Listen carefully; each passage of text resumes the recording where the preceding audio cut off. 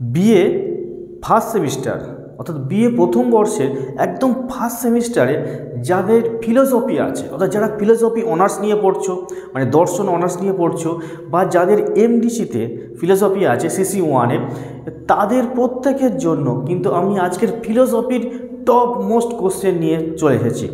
দেখো, একদম গুটি কয়েক করে কোশ্চেন তোমাদের বলে দেবো, আর সেই কোশ্চেনগুলো তোমরা যদি এখন থেকে ভালো করে প্রিপারেশন করে নাও, তাহলে তোমাদের কিন্তু পরীক্ষায় একটিও কোশ্চেন কিন্তু অজানা আসবে না। প্রত্যেকটা কোশ্চেন এখান থেকে কমন আসবে, আর সেই কোশ্চেনগুলো তোমরা লিখে কিন্তু একটা ভালো রেজাল্ট করতে পারো। তাই এই প্রশ্নগুলো তোমরা কিন্তু ভালো করে তৈরি করে নেবে। ঠিক আছে, আজকের আমি তোমাদের কিন্তু ফিলোসফির 15 নম্বর 10 নম্বরের কোশ্চেনগুলো তোমাদের বলে দেবো। দেখো, তোমাদের এখানে 5 নম্বরের 10 নম্বরের এবং 15 নম্বরের কোশ্চেনগুলো পড়ে, আর তার থেকে মোস্ট একদম টপ কোশ্চেন তোমরা বলতেই পারো হাতে গোনা কয়েকটা মাত্র কোশ্চেন, আর সেই কটাই তোমরা করলে কিন্তু হয়ে যাবে। ঠিক আছে, তাহলে আমি তোমাদেরকে একদম কোশ্চেনগুলো বলে দিচ্ছি, ঝটফট তোমরা কিন্তু খাতা লিখে নাও। তোমরা দেখো, প্রথম এখানে হচ্ছে 4টে পার্টে ভাগ করা আছে তোমাদের সিলেবাসটা। প্রথম পার্টের একদম কোশ্চেন যেটা বলবো, সমাজ দর্শন বলতে কী বোঝো, সমাজ দর্শনের আলোচ্য বিষয়গুলি আলোচনা করো, দর্শনের শাখারূপে সমাজ দর্শনের গুরুত্ব আলোচনা করো। দেখো, এই সমাজ দর্শন থেকে এই প্রশ্নটা কিন্তু আসার সম্ভাবনা প্রবলভাবে আছে। এখান থেকে আরেকটা কোশ্চেন করবে, নীতিবিদ্যার বিষয়বস্তু আলোচনা করো, দর্শনের শাখা হিসাবে নীতিবিদ্যার গুরুত্ব লেখো। দেখো, এই কোশ্চেন দুটো তোমরা করলে কিন্তু এখান থেকে পেয়ে যাওয়ার সম্ভাবনা খুব থাকছে। এবার সেকেন্ড পার্ট থেকে যে কোশ্চেনটা বলবো, দেখো সেকেন্ড পার্ট থেকে তোমরা দ্রব্য সম্পর্কে অভিজ্ঞতাবাদীদের মত ব্যাখ্যা করো ও বিচার করো। আর এখান থেকে সবচেয়ে মোস্ট ইম্পর্টেন্ট যে প্রশ্নটা, সেটা হচ্ছে কার্যকারণ সম্পর্কে হিউমের মত আলোচনা করো।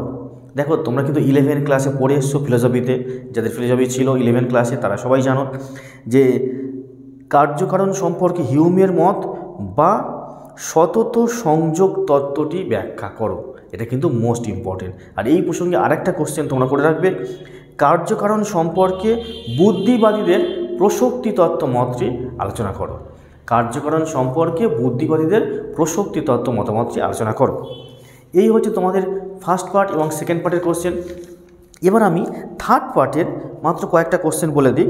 দেখো, থার্ড পার্টের কোশ্চেনটা হচ্ছে সবচেয়ে ইম্পর্টেন্ট কোশ্চেন, অভিজ্ঞতাবাদ কাকে বলে, অভিজ্ঞতাবাদের মূল বক্তব্য এবং এর সমালোচনা সহকারে ব্যাখ্যা করো। মানে জ্ঞানের উৎপত্তি সম্পর্কে যে অভিজ্ঞতাবাদীদের মতামত ছিল। আর এখান থেকে আরেকটা কোশ্চেন করে নেবে, জ্ঞানের উৎস সম্পর্কে কান্টের বিচারবাদ স্ববিচার আলোচনা করো, আর বুদ্ধিবাদীদের মূল বক্তব্যগুলি আলোচনা করো। এই হচ্ছে থার্ড পার্টের কোশ্চেন। এবার আমরা ফোর্থ পার্ট থেকে যে কোশ্চেনটা করব, সেটা হচ্ছে খুব ইম্পর্টেন্ট কোশ্চেন, দুটো বলবো, আর এই দুটো থেকে পড়ার চান্স খুব বেশি। দেখো, নৈতিক বিচারের বিষয়বস্তু তোমার উত্তরের সমর্থনে যুক্তি দিয়ে ব্যাখ্যা করো। মানে নৈতিক বিচারের বিষয়বস্তুটা ভালো করে পড়বে। আর এখান থেকে আরেকটা কোশ্চেন, নৈতিক ও অনৈতিক ক্রিয়ার পার্থক্য নির্ণয় করো, অনৈতিক ক্রিয়া কি নীতি বহির্ভূত, আর এর সঙ্গে একই সঙ্গে উদাহরণসহ বিভিন্ন প্রকারের অনৈচ্ছিক ক্রিয়া ব্যাখ্যা করো। এই হচ্ছে 15 নম্বরের কোশ্চেন। আর এই 15 নম্বরে এই কটা কোশ্চেন তোমরা যদি করে যাও, তাহলে তোমরা এখান থেকে কিন্তু শিওর করে কমন পেয়ে যাচ্ছ।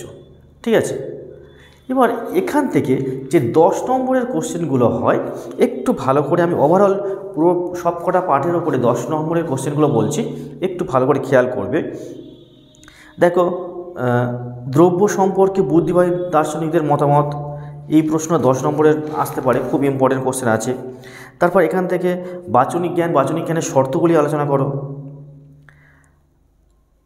আবার এখান থেকে যে প্রশ্নটা, সহজাত ধারণা কাকে বলে, লক কীভাবে সহজাত ধারণাকে খণ্ডন করেছেন, এই প্রশ্নটা আসতে পারে, এটা খুব ইম্পর্টেন্ট কোশ্চেন। এখান থেকে আমি চিন্তা করি অতএব আমি আছি, আমি চিন্তা করি অতএব আমি আছি, এই যে ডেকার্তের যে মতবাদটা, এটা কিন্তু খুব ইম্পর্টেন্ট এই কোশ্চেন। দেখো, এই প্রসঙ্গে আরেকটা কথা বলে রাখি যে 10 নম্বরের স্পেসিফিক কোশ্চেন দেওয়া হচ্ছে মানে এটাই 10-এ পড়বে এমনটা নয়। এই প্রশ্নগুলো অনেক সময় 15-তে পড়তে পারে, আবার 10-এর প্রশ্নগুলো ঘুরে আবার 5-এও পড়তে পারে। এটা কলেজের পরীক্ষায় বিভিন্ন বছর দেখা যাচ্ছে যে প্রত্যেকটা বছর যে 5-এর কোশ্চেন 10-এ আসে, 10-এর কোশ্চেন 5-এ যাচ্ছে, আবার 15 কোশ্চেন সেখানে 10 যোগ 5 করে সেটা 15 নম্বরে চলে যাচ্ছে। এইভাবে কিন্তু ঘুরিয়ে ফিরে প্রশ্ন আসে, কিন্তু এই প্রশ্নগুলোর মধ্যে থেকেই পড়বে, এর বাইরে পড়বে না। আর আরেকটা কোশ্চেন, উদ্দেশ্য অভিপ্রায়ের মধ্যে পার্থক্য করো, এই দুটো সম্পর্কে ব্যাখ্যা করার কথা, উদ্দেশ্য কি, অভিপ্রায় কি, এবং এদের দুজনের এই উদ্দেশ্য এবং অভিপ্রায়ের মধ্যে পার্থক্যটি আলোচনা করো। এই কটা প্রশ্ন হচ্ছে তোমাদের 10 এবং 15 নম্বর যদি তোমরা করে যাও, তাহলে এর মধ্যে থেকেই কিন্তু তোমরা সব কটা কোশ্চেন কমন পেয়ে যাবে। ঠিক আছে, আজকের এই পর্যন্ত ভিডিওটা। আর ভিডিওটা ভালো লাগলে অবশ্যই তোমরা লাইক করবে, সাবস্ক্রাইব করবে এবং বন্ধুদের মধ্যে শেয়ার করে দিও। ঠিক আছে, দেখা হচ্ছে নেক্সট ভিডিওতে। ততক্ষণ